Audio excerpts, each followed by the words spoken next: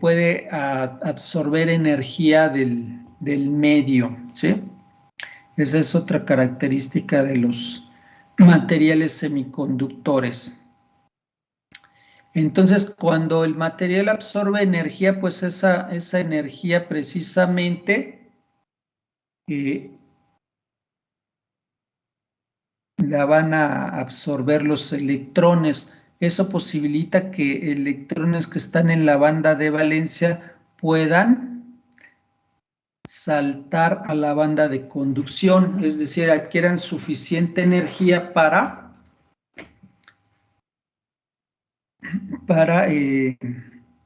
trasladarse o para alcanzar la banda de conducción, ¿sí?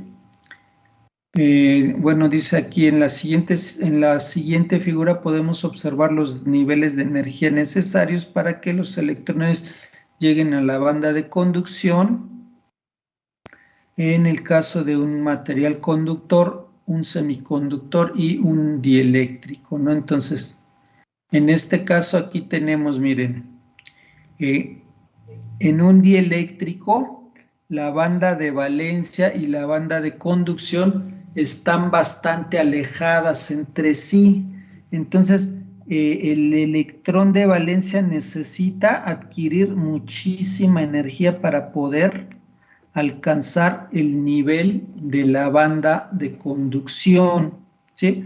En el caso del conductor, la banda de valencia y la banda de conducción están traslapándose. Entonces es muy fácil que un electrón en la banda de valencia se mueva a la banda de conducción. Por eso los conductores pueden transportar muy fácilmente la energía eléctrica, ¿no? Porque sus bandas se traslapan entre sí. En el caso del semiconductor, hay una cierta distancia entre la banda de valencia y la banda de conducción, pero no están tan alejadas como en el caso del dieléctrico. Ahora, entre mayor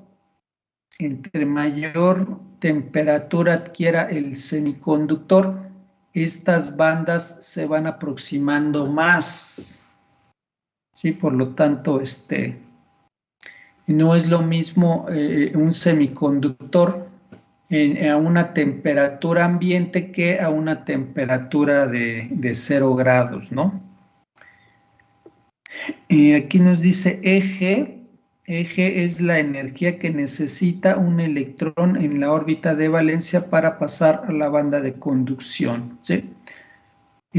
Esta energía la vamos a medir en electronvolt. Un electronvolt es igual a 1.6 por 10 a la menos 19 joules. Entonces, estos electrones necesitan adquirir suficiente energía para poder alcanzar la banda de conducción, ¿no? Para poder liberarse de la banda de valencia y llegar a la banda de conducción.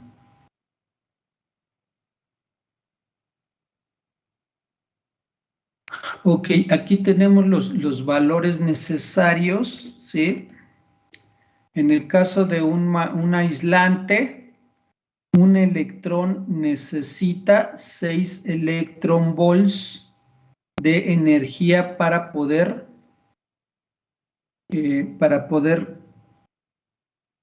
moverse de la banda de valencia a la banda de conducción, ¿no? Porque están muy alejadas entre sí, entonces necesita mucha energía, ¿no? En el caso del semiconductor, necesitamos, miren, la sexta parte, ¿no? de lo que se necesita en el dieléctrico. Entonces, en un semiconductor, un electrón necesita una energía de un electronvolt para poder alcanzar la banda de conducción. En el caso del conductor, pues no es necesaria energía, ¿no? Las bandas se traslapan, por lo que no es necesario darle energía a los electrones para que entren en la banda de conducción. Los electrones prácticamente se encuentran ya en esta banda de conducción. Bueno, para el caso de este curso, pues, nosotros vamos a enfocarnos principalmente en lo que es el silicio y también en algunos casos en el germanio, ¿no? Estos dos son los materiales semiconductores que más se utilizan.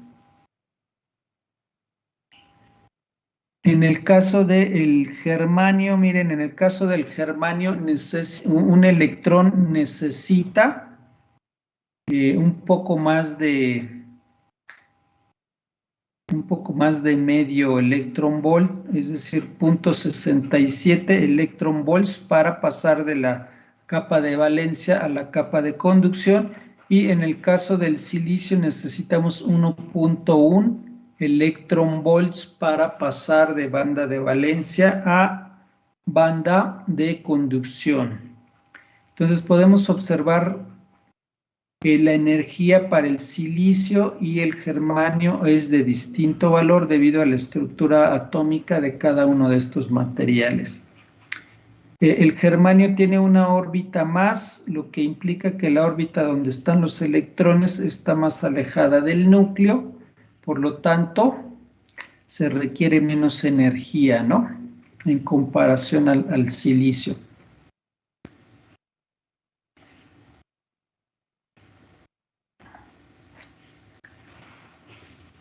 Materiales semiconductores intrínsecos. Bueno, miren, los materiales semiconductores son relativamente fácil de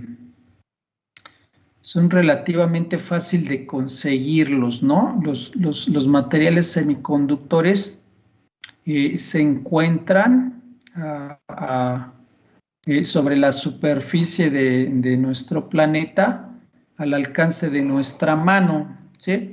Si ustedes han ido a la playa, pues seguramente habrán observado que en la arena de la playa hay unos granitos, así como de sal, pero que son de color cafecito, ¿sí? Esos granitos, esos granitos de color cafecito, pues son precisamente granos o granos de silicio, ¿sí? Entonces, este tipo de materiales semiconductores tienen una estructura cristalina. El silicio se usa también para fabricar el vidrio. Entonces, tienen esa estructura cristalina, ¿no? Tienen una forma cúbica como los granos de sal. Entonces, esos son materiales semiconductores. La situación aquí es que para poder ser utilizado el silicio para la fabricación de circuitos integrados o dispositivos semiconductores, necesitan tener una pureza muy alta, ¿sí? Necesitan tener una pureza del 99.9 veces 9 para poder ser utilizados en dispositivos semiconductores. Entonces, los materiales semiconductores intrínsecos son materiales semiconductores que han sido cuidadosamente refinados para reducir las impurezas a un nivel muy bajo, ¿sí? Es decir, tienen una pureza muy alta. Los átomos de los semiconductores están enlazados entre sí para formar una estructura cristalina. Entonces, si nosotros pudiéramos observar internamente la estructura, pues vamos a ver que tiene un cierto patrón representativo, ¿no? Dice, para que los materiales semiconductores como silicio y germanio se encuentren en un estado estable, deben tener la misma configuración de electrones al gas noble de su fila correspondiente en la tabla periódica de los elementos, ¿no? Entonces, si nosotros nos vamos a la tabla periódica,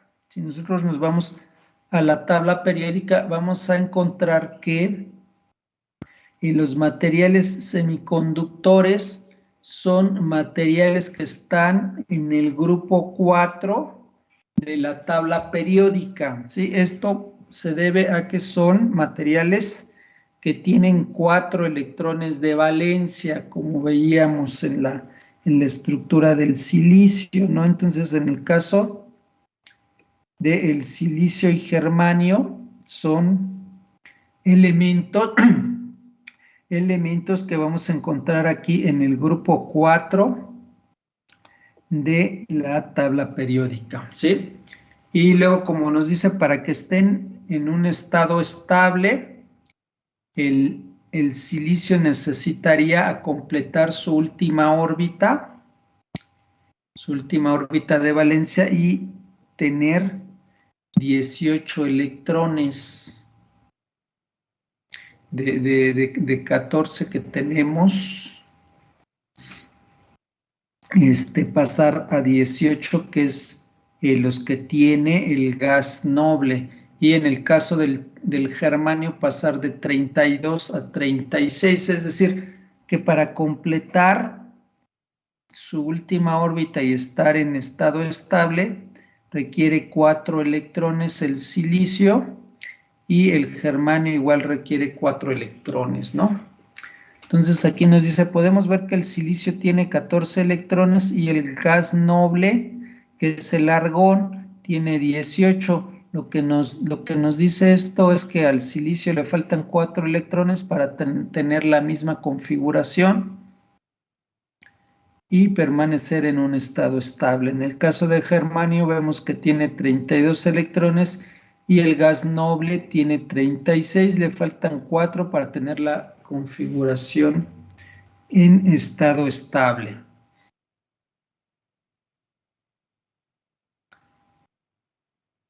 Entonces, para lograr esto, lo que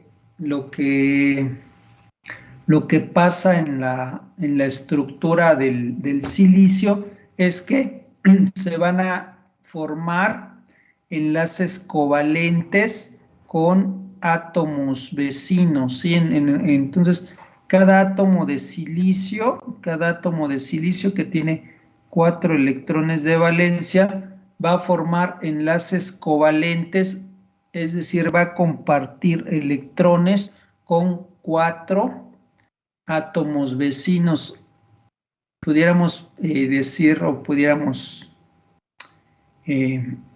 nosotros explicarlo como que el átomo de silicio pide prestados electrones, ¿no? Pide prestados electrones para completar los 4 electrones que le faltan. Entonces, este átomo de silicio que tenemos aquí tiene sus 4 átomos de valencia y va a crear enlaces covalentes con 4 átomos vecinos. Al formar estos enlaces covalentes, es como si estos electrones de sus vecinos, de sus 4 vecinos, fueran electrones de su órbita de valencia. Y con esto completa sus 18 electrones o sus 8 átomos, sus 8 electrones en la capa de valencia, ¿no? Entonces dice, en el caso del silicio vemos que podemos ver cómo se establecen enlaces covalentes para el átomo que aparece en el centro, compartiendo 4 electrones faltantes para tener un estado estable con los átomos vecinos. Este estado estable es lo que le da precisamente su forma característica de cubo, ¿no? Como si fuera un grano de sal. Y eso mismo sucede con el germanio. El germanio igual tiene 4 átomos covalentes, 4 electrones en su órbita de valencia y va a formar igual enlaces covalentes con 4 átomos de germanio vecinos. Entonces, esto nos da esa estructura cristalina, ¿no? Internamente tenemos estos enlaces. Sí, aquí nada más se muestra lo que vendría siendo la última órbita de valencia, ¿no? Entonces tenemos aquí el átomo de silicio, estos de aquí son sus 4 electrones de valencia y estos 4 electrones de valencia están formando enlaces covalentes con 4 átomos de silicio vecinos. Entonces se forma una red o una estructura que tiene un tiene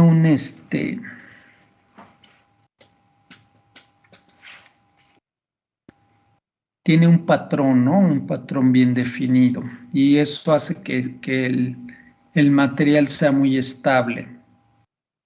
Entonces, aquí nos dice una manera de representar la estructura cristalina. Sería colocar los electrones de valencia y los enlaces covalentes e indicar el tipo de material.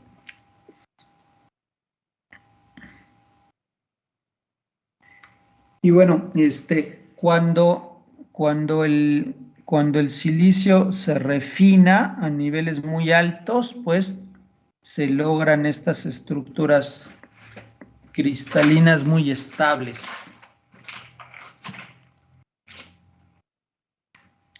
Y luego, si combinamos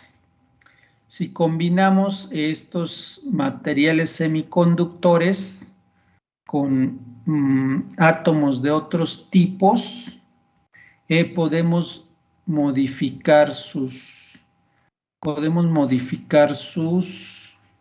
características, ¿no? Para conducir la electricidad. Miren, aquí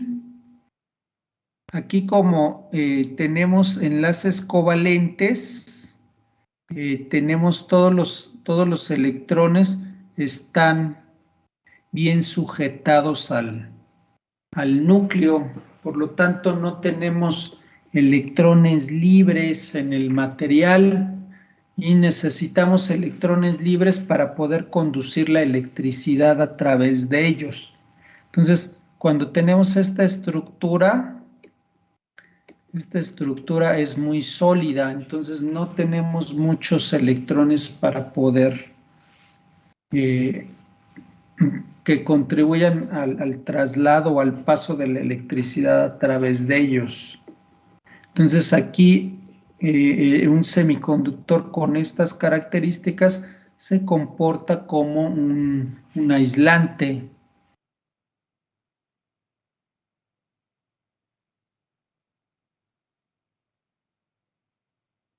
Bueno, para mejorar las características de estos materiales semiconductores, se les puede agregar ciertos átomos de otro material, ¿sí? A este proceso se le denomina proceso de dopaje, ¿sí? Es decir, se combina el material semiconductor puro con átomos de otro material, a los cuales se les denomina impurezas, para modificar sus características o para mejorar sus características de conducción de la electricidad, ¿sí? De resultado de esta combinación se obtienen dos tipos de materiales, ¿sí?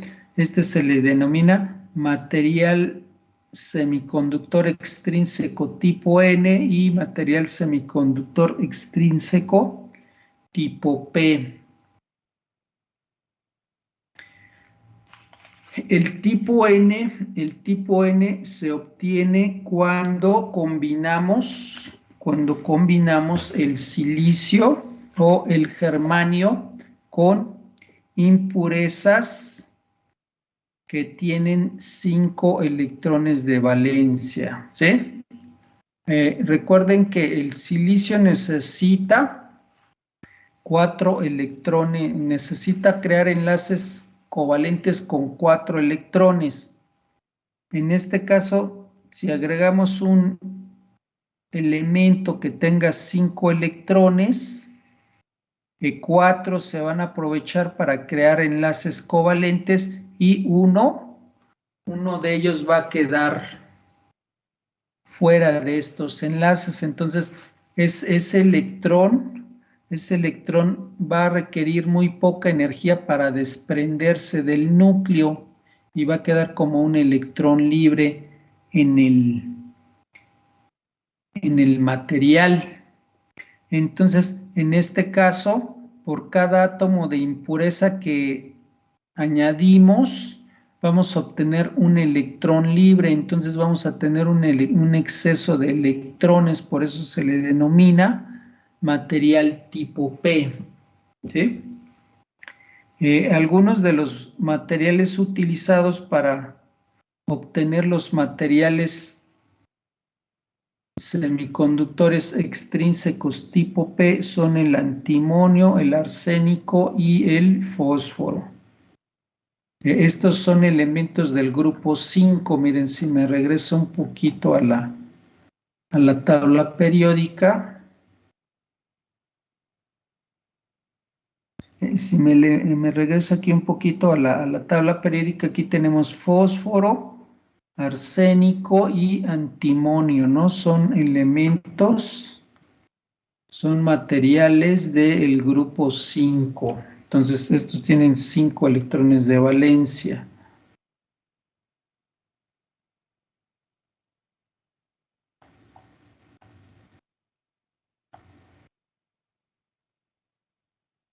Entonces, aquí vemos cómo quedaría la estructura, miren, aquí vemos cómo quedaría la estructura.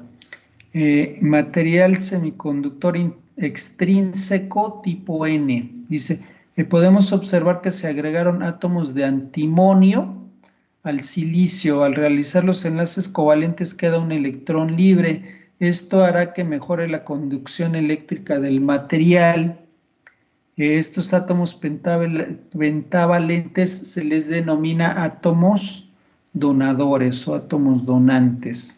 Entonces, aquí tenemos, miren, cuando agregamos aquí un átomo de silicio a la estructura cristalina, perdón, de antimonio, agregamos aquí un átomo de antimonio a la estructura cristalina que teníamos del silicio. El antimonio va a crear enlaces covalentes con los 4 átomos vecinos de silicio, pero un electrón de este va a quedar fuera de los enlaces covalentes, ¿no? Por lo tanto, este electrón requiere muy poca energía para desprenderse de aquí del núcleo y va a quedar como un electrón libre. Estos electrones libres son los que contribuyen al paso de la energía eléctrica a través del material. Y cuando un átomo pierde un electrón, ese átomo queda ionizado de forma positiva porque tiene más protones que electrones, ¿no? Entonces queda polarizado o queda ionizado de forma positiva. Entonces, por cada átomo de impureza vamos a tener un electrón libre y vamos a tener un ion positivo. En el caso del semiconductor tipo N, los portadores mayoritarios van a ser los electrones, ¿sí? Entonces aquí nos dicen un material tipo N, los portadores mayoritarios son los electrones, pero también existe una pequeña cantidad de portadores positivos que se les denomina huecos. Dice, también existe una pequeña cantidad de huecos que son portadores minoritarios. Entonces aquí vemos que en el material la mayoría de los portadores son negativos, pero también existe una pequeña cantidad de portadores positivos. Ahorita vamos a ver qué es esto de los huecos. Miren, cuando combinamos un material semiconductor, como el silicio o el germanio con un material del grupo 3, ¿sí? Un material con 3 electrones, vamos a obtener un semiconductor extrínseco tipo P. Entonces, los materiales tipo P se forman cuando un material de valencia 4, silicio o germanio, se combina con materiales del grupo 3 que tienen 3 electrones en su órbita de valencia, es decir, son átomos trivalentes. Entre estos elementos que se utilizan comúnmente tenemos el boro, el galio o el indio, ¿sí? Estos son elementos del grupo 3, ¿no? Entonces voy a regresar tantito nuevamente a la tabla periódica y aquí los elementos del grupo 3, aquí tenemos galio, aluminio, boro, indio, ¿sí?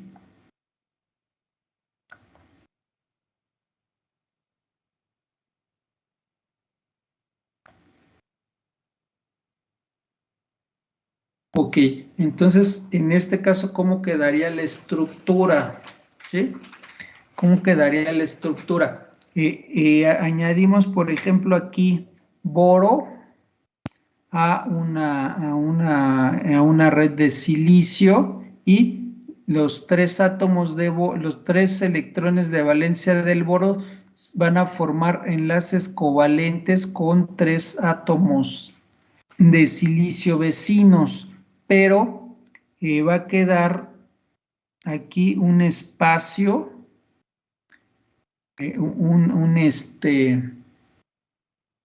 una ausencia de electrón entre el átomo de boro y el cuarto átomo de silicio. Entonces, aquí dice, si agregamos átomos de boro al silicio, al realizar los enlaces queda un espacio vacío, al cual se le denomina hueco.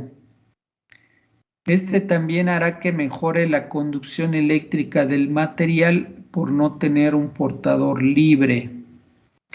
Entonces, este hueco es como si fuera una carga positiva, ¿sí? Estos átomos con 3 electrones de valencia se les denomina átomos aceptores. Entonces, ¿qué es lo que pasa aquí? Miren, en el caso al añadir átomos de tres electrones de valencia, estos átomos quedan ionizados de manera negativa porque les hace falta un electrón, ¿no? Les hace falta un electrón para completar sus 8 electrones de valencia. Y por cada átomo agregado vamos a tener un hueco. Estos signos de suma, estos signos de más, representan los huecos. Entonces, en este caso voy a tener un hueco por cada átomo incorporado, ¿no? Por cada átomo de impureza incorporado. Entonces, dice, en un material tipo P, los portadores mayoritarios son los huecos, aunque también va a existir una pequeña cantidad de electrones que son portadores minoritarios. Flujo de electrones y flujo de huecos. Dice, vemos en este caso que material de silicio fue dopado con átomos de boro. Por lo tanto, por cada impureza hay un hueco. Este hueco se puede representar con un signo positivo. Entonces aquí miren, por cada átomo de boro hay un hueco. Este hueco lo vamos a representar con un signo de más. Un electrón de valencia que adquiere la suficiente energía puede llenar ese hueco. Y cuando los electrones de valencia absorben suficiente energía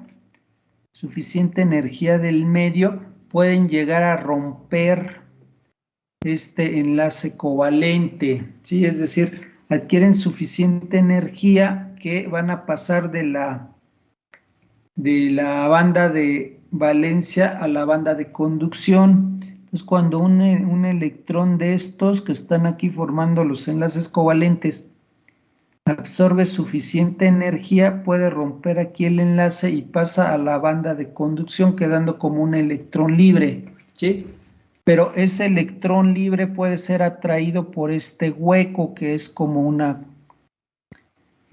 carga positiva. Entonces, recordamos que cargas opuestas se atraen, ¿no? Entonces, si por aquí hay un electrón libre, ese electrón libre va a ser atraído hacia este hueco, que es como si fuera una carga positiva.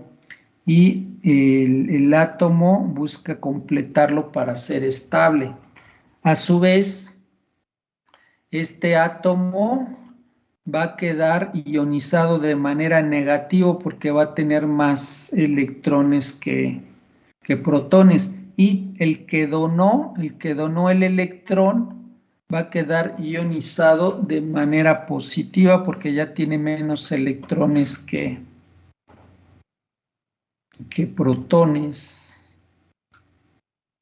Entonces aquí este átomo de silicio que donó va a quedar ionizado de manera positiva, mientras que el boro va a quedar ionizado de manera negativa. Entonces, miren, es como si este hueco que estaba aquí se hubiera movido acá.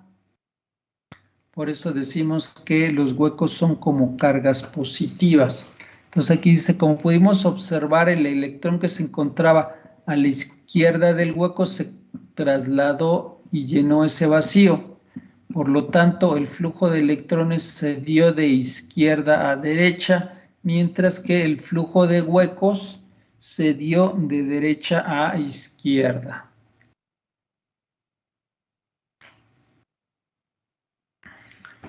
Y bueno, lo mismo pudiera suceder si ahora otro electrón de aquí, de este átomo de silicio, lograra romper el enlace, va a ser atraído por el hueco que teníamos aquí y es como si este hueco ahora se hubiera movido nuevamente hacia la izquierda, ¿no? Entonces el flujo de huecos va en contra al flujo de electrones, o lo que se le denomina en sentido de la corriente convencional. Sí, la corriente convencional siempre va de positivo a negativo.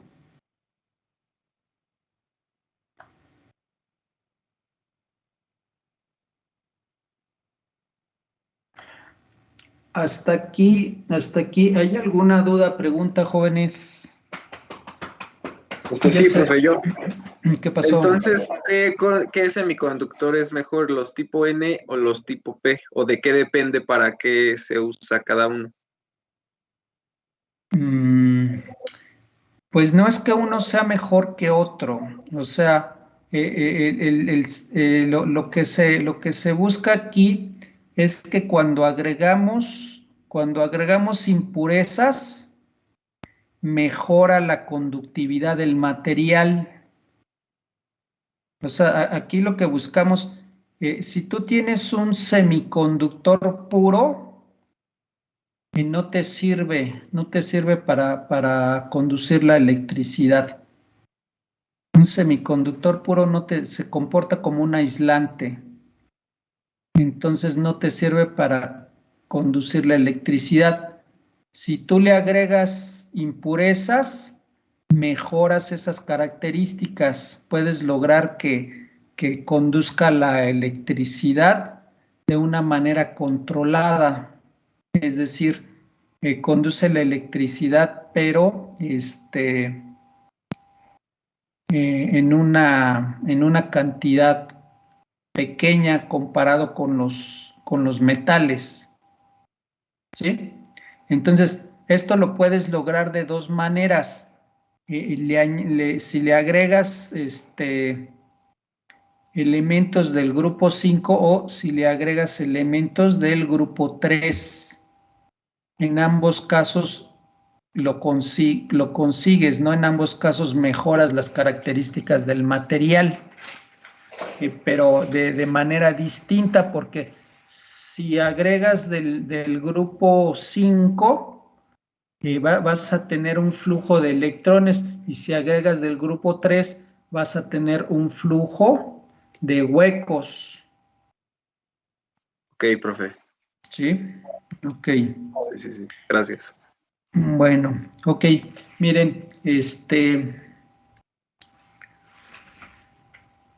aquí ya teníamos primero el material semiconductor, ¿no? Ese material semiconductor se purificó a un grado de pureza muy alto, ¿sí?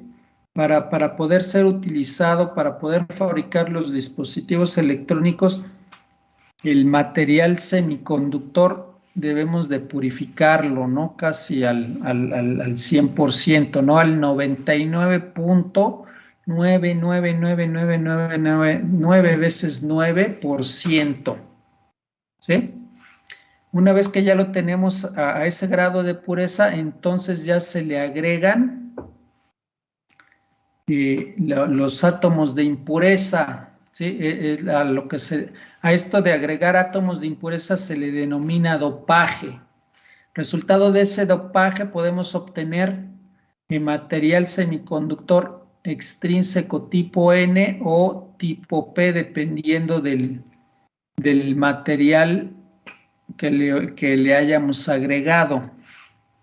Entonces, ahora lo que se hizo después es juntar o unir una capa de semiconductor tipo P y una capa de semiconductor tipo N, y se siguió estudiando cuál era el comportamiento de estos materiales, ¿no? Entonces, a eso se le denominó unión NP, ¿sí? Unión NP. Entonces, dice, como su nombre lo indica, es la unión de dos materiales, un material tipo P y un material tipo N.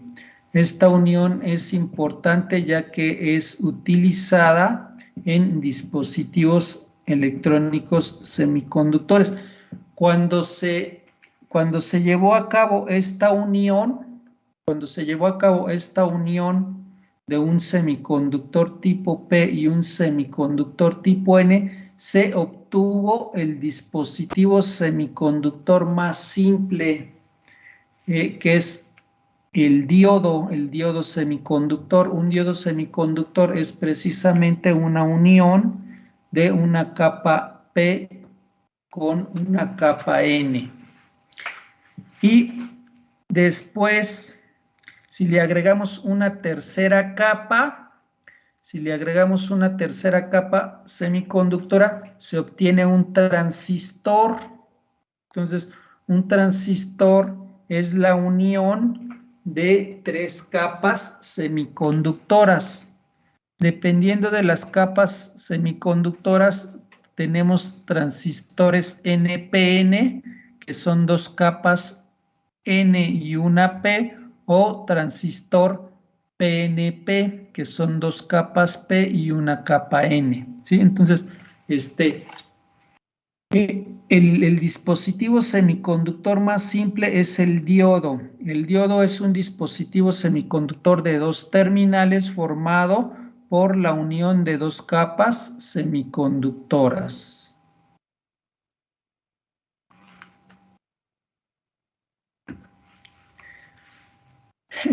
Internamente un diodo es una capa semiconductora tipo P en unión con una capa semiconductora tipo N, ¿sí? Aquí se va a colocar una terminal a la capa semiconductora tipo N y otro terminal conectado a la capa semiconductora tipo P, ¿sí? ¿Qué es lo que pasa aquí? Miren, dice, al unir un material tipo P con uno tipo N, ocurre un fenómeno llamado difusión, ¿sí?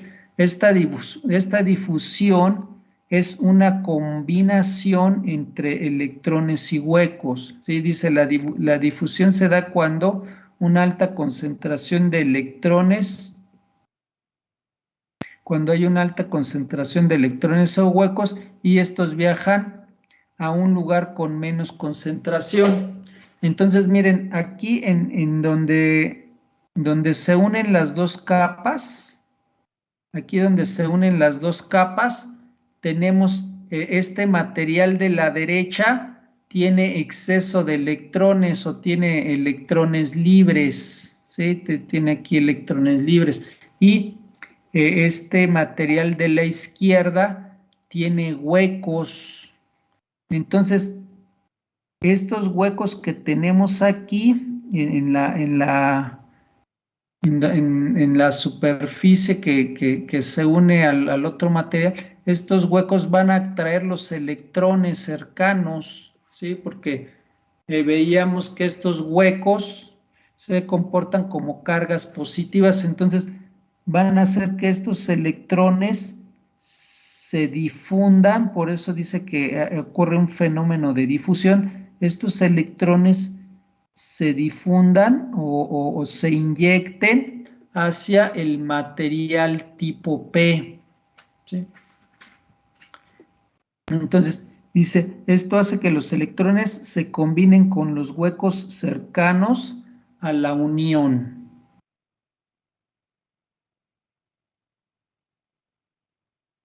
Ahora, como resultado de esto, aquí en esta zona se crea una zona en donde ya no va a haber electrones libres ni huecos, ¿sí? En esta área, aquí hubo una recombinación de huecos y electrones y ya no hay cargas libres. Entonces, esta zona de aquí va a actuar como un aislante, ya no va a dejar pasar estos electrones que están más alejados, no se pueden recombinar con estos huecos que están más alejados. A esta zona de aquí se le denomina región de agotamiento. Dice, se crea una región que se le conoce como región de agotamiento, la cual tiene iones donantes y iones aceptores. Los iones son los átomos ionizados, ¿no? Como estos perdieron electrones, quedan ionizados de forma positiva y como estos aceptaron electrones, quedan ionizados de forma negativa. Dice, se crea una región que se le conoce como región de agotamiento debido a la disminución de portadores en esa región, ¿no? Entonces, esta región, como aquí ya no hay portadores, se le denomina región de agotamiento. Esta región de agotamiento actúa como un aislante para que las cargas que tenemos aquí no pasen hacia los huecos que tenemos acá. Entonces, es como una especie de capacitor, ¿no? Aquí tenemos un dieléctrico o un aislante aquí que es la región de agotamiento y de este lado tenemos un exceso de cargas negativas y de este lado tenemos un exceso de cargas positivas.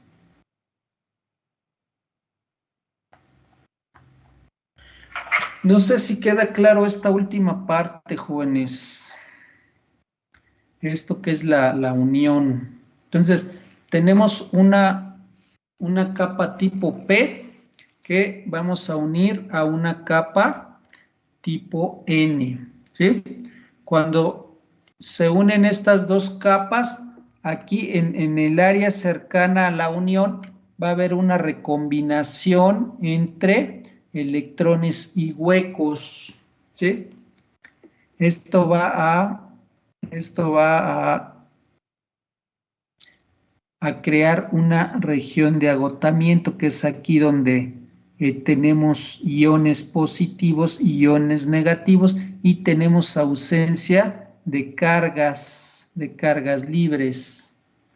Entonces, esto crea una barrera aquí, crea una barrera evitando que estos electrones libres de acá, más alejados, puedan recombinarse con los huecos que tenemos aquí más alejados de la región de unión, ¿sí? ¿Hasta aquí alguna duda, pregunta? ¿Todo bien? Sí, de momento sí. Sí, profesor, de momento. ¿Qué pasó? ¿Quién iba a preguntar algo? A ver. ¿Esto ocurre por el simple hecho de poner en contacto estos dos materiales? Sí, Ah, ok. sí, o sea, al acercar uno con otro, ahí se da la recombinación. Es como si, como cuando tienes bueno, algo así parecido, ¿no? Cuando tienes un líquido de un color y lo acercas al agua, ¿qué va a pasar? Que el agua se va a empezar a poner del color del otro líquido, ¿no? Algo así similar, pero este es a nivel de cargas eléctricas. Bueno, entonces, miren, vamos a empezar a ver la siguiente,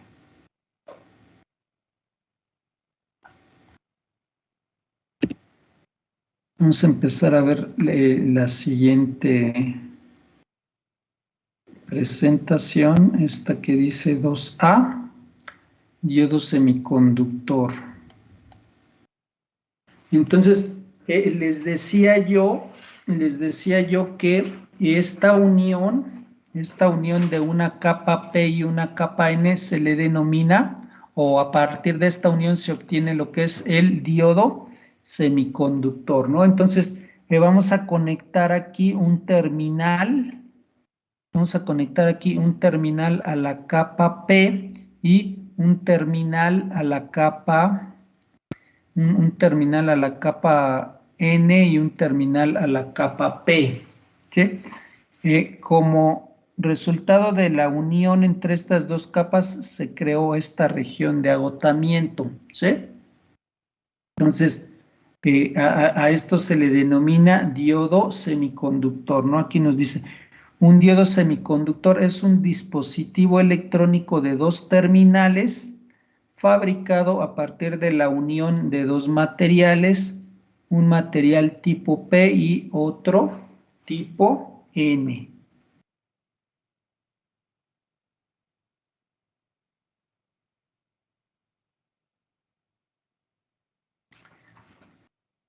Bueno, estos dos terminales los puedo yo conectar a una fuente de alimentación o a una batería, ¿sí? A este acto se le denomina polarización del diodo. Entonces, yo lo puedo polarizar de dos maneras, ¿sí? La primera, a la cual se le denomina polarización inversa, es cuando conecto la capa P, la conecto al terminal negativo y la capa N la conecto al terminal positivo, ¿sí? Entonces, estoy conectando capa P, la P la asocio a positiva, ¿no? Entonces, este es como si fuera el terminal positivo. aquí lo conecto al terminal negativo, entonces por eso ahí se le llama polarización inversa, porque estoy conectando el positivo con el negativo. De igual manera, la capa N se asocia al negativo, la conecto al terminal positivo. Entonces, ¿qué es lo que va a pasar aquí? ¿Sí? Dice, la polarización inversa sucede cuando se aplica un voltaje a través de la unión de tal forma que la terminal negativa se conecta al terminal tipo P, perdón, al material tipo P. Entonces, aquí esta es la terminal negativa de la fuente o de la batería, la conecto al material P, y la terminal positiva, aquí está la terminal positiva de la fuente, la conecto al material tipo N, ahí obtengo una polarización inversa. ¿Qué va a pasar aquí cuando hago esta conexión? Entonces, al hacer esta conexión, la terminal negativa, esta terminal negativa que tengo aquí, atrae algunos portadores mayoritarios. ¿Qué es lo que pasa en la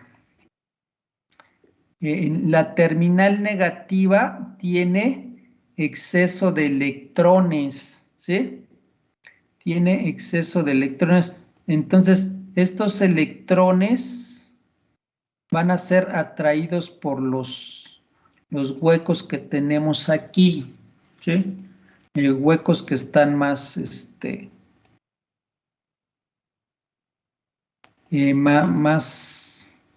más próximos a esta terminal.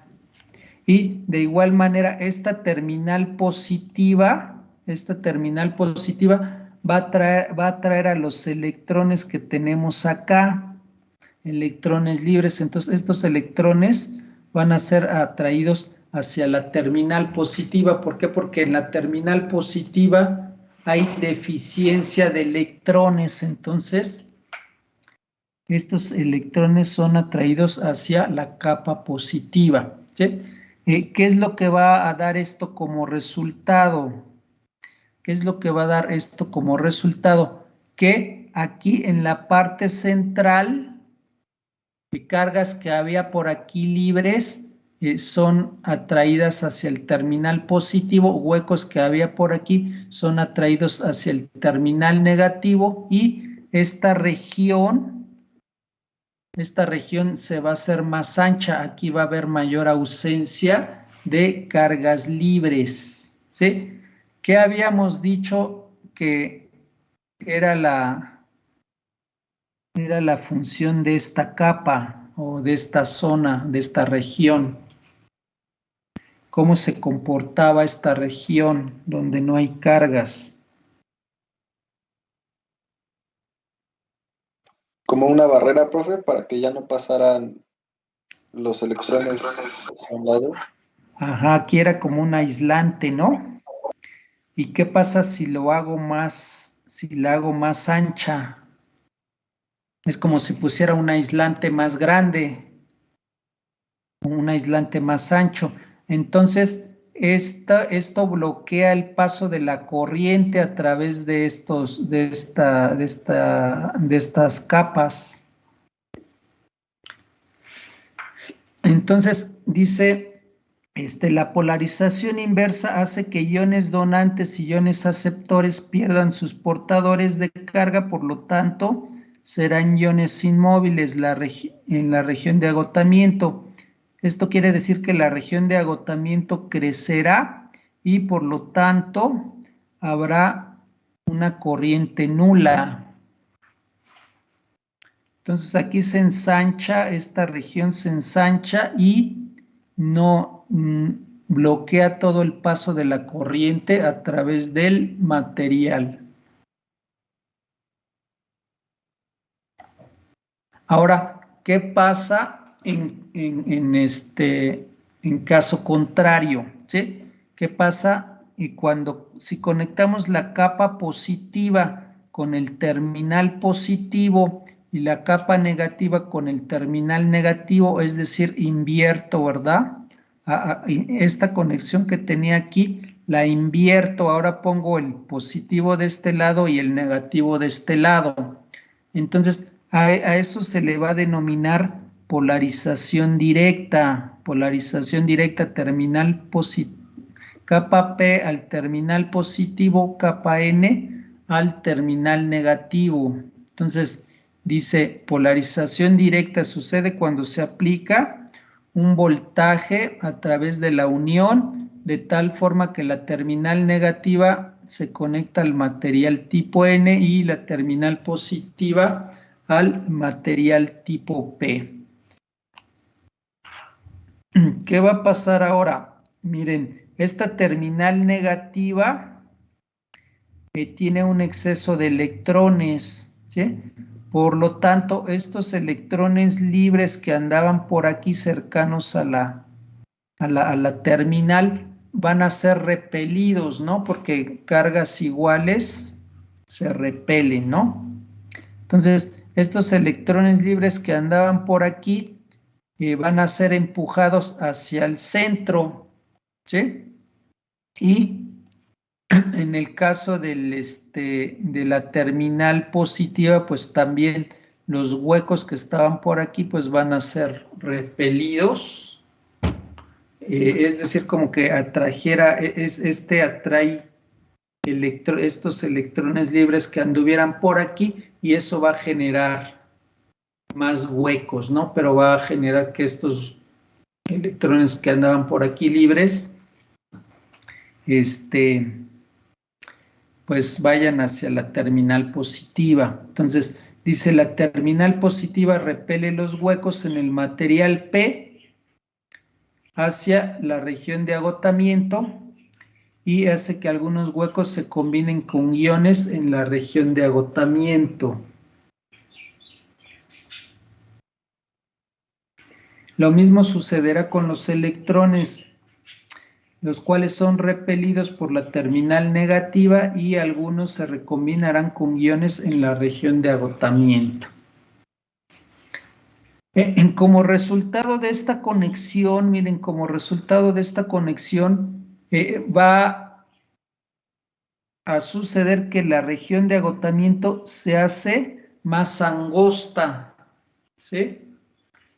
Polarización inversa, la región de agotamiento se ensancha, ¿sí? Polarización inversa, región de agotamiento se ensancha. Polarización directa, región de agotamiento se hace más angosta, ¿sí? Entonces, la recombinación de huecos y electrones en la región de agotamiento hace que se reduzca el tamaño de dicha región.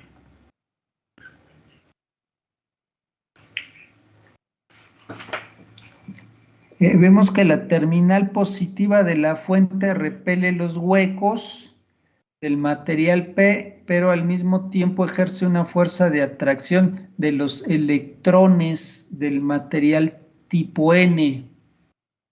¿Sí? Esta terminal positiva atrae electrones, ¿sí? ¿Por qué? Porque aquí hay una ausencia de electrones. Aquí hay pocos electrones libres, ¿sí? Entonces, si aumento el voltaje aplicado, se aumenta aquí el voltaje aplicado, la fuerza del terminal positivo va a ser cada vez mayor, de manera que algunos electrones que están por acá llegan a ser atraídos por esa fuerza.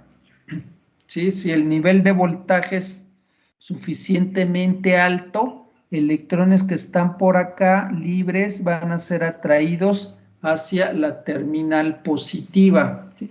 Eso va a hacer que se establezca una corriente eléctrica a través del circuito.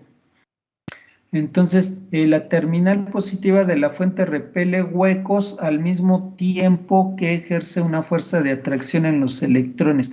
Si el voltaje es mayor o igual a un voltaje de umbral, entonces habrá una corriente considerable, ya que los portadores podrán pasar a través de la región de agotamiento. Entonces, si esta fuerza, si este valor de voltaje es suficientemente alto, los electrones van a poder circular desde el terminal negativo de la fuente hacia el terminal positivo. ¿Por qué? Porque la región de agotamiento se hizo bastante angosta, de manera que aquí los electrones que estén aquí tienen la suficiente energía para atravesar esa región.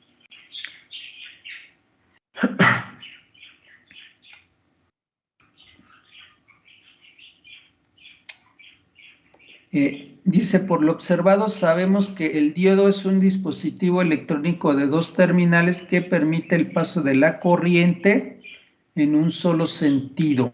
Debido a este comportamiento se le denomina diodo rectificador y sus terminales son nombradas en función de por su función en polarización directa. Bueno, miren, el terminal que está unido a la capa P, a la capa positiva, se le denomina ánodo, y el terminal que está unido a la capa negativa se le denomina cátodo, ¿sí? Este que vemos aquí es el símbolo del diodo rectificador. Esta flecha que está aquí representa la capa P, la capa positiva, esta capa P, y esta barra que tenemos acá representa la capa N. La flecha, esta flecha de aquí, me indica el sentido de la corriente convencional cuando el diodo está polarizado directamente. Entonces, cuando el diodo está polarizado directamente, aquí el diodo está polarizado directamente, la corriente va a fluir, la corriente siempre, la corriente convencional al menos, siempre fluye de positivo a negativo. Entonces el sentido de la corriente iría de izquierda a derecha. Entonces esta flecha de aquí que representa la capa P me indica el sentido del flujo de la corriente convencional.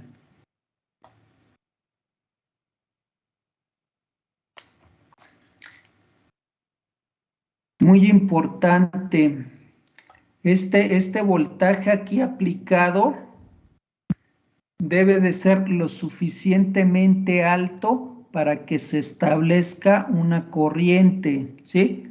Al nivel de voltaje necesario para que se establezca este flujo de corriente se le denomina voltaje de umbral, ¿sí? Voltaje de umbral del diodo.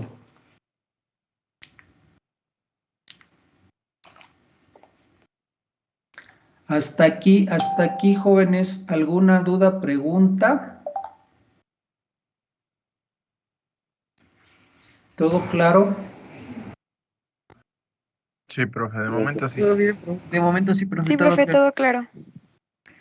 Todo bien, bueno, denle un repaso, vamos a terminar hasta aquí la reunión el día de hoy, ya son 5 para las 10. Denle un repaso, cuando tengan un tiempito, denle un repaso a lo que vimos ahora, y también empiecen a ver esta parte de aquí que nos falta de diodo, ¿no? Aquí nos presenta la ecuación de la corriente de diodo, nos presenta aquí cuáles son el significado de cada uno de los elementos de esta ecuación, y aquí nos grafica la corriente de diodo. Entonces váyanle dando una leída a esto que nos faltó ver de esta parte, y también vayan viendo vayan viendo la siguiente que es esta del diodo ideal, ¿sí? Terminen de ver este que es el 2A y vayanle dando una repasada a este que es el 2B, ¿sí? Para la siguiente semana,